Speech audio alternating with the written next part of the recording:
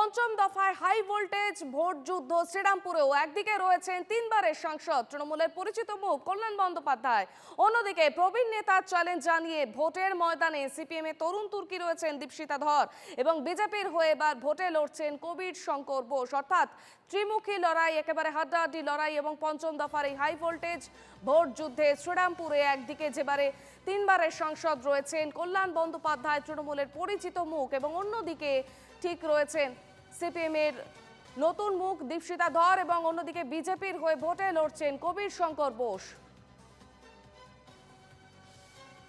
দীপশিতার কাছে চলে যাবো, সরাসরি কি বলছেন শোনাবো।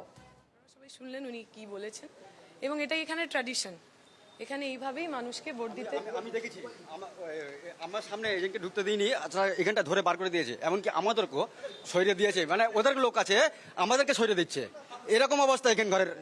হ্যাঁ, আবার হুমকি দিচ্ছে, আবার হুমকি দিচ্ছে, বলছে ভোট পরে দেখে নেবো, পিঠ বাঁচাতে পারবে। টিএমসি এই কিছুক্ষণ আগে, 8 ঘন্টা। শেখ সিরাজউদ্দিন, ওইখানে 4-5 জন ছিল, কেউ কিছু বলিনি, আমরা চুপচাপ করে চলে গেছি। আমরা জানি এখন কিছু করার দরকার নেই আমাদেরকে। ঠিক আছে দিদি, আমরা চলে গেছি বাড়িতে।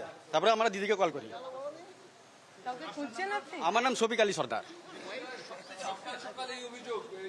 এইটা এইরকমই হবে, এবং আমরা এখন আমাদের একজন এজেন্টকে বসিয়েছি, আরও একজন এজেন্ট আসছে। বাঁকড়ায় যেখানে যেখানে আমাদের এজেন্টরা রয়েছেন, এমন একটা জায়গা তো এবার ভয় দেখিয়ে বন্ধ করা যাবে না।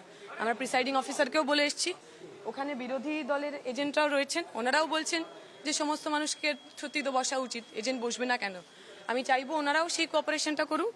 নির্বাচন মানে মানুষ নিজের ভোট নিজে দেবেন। আমরা চাইবো বাঁকড়া, তার যে ইতিহাস, তার যে বদনাম, সেই বদনাম কাটাক, সাধারণ মানুষ নিজের ভোটটা নিজে দেবে।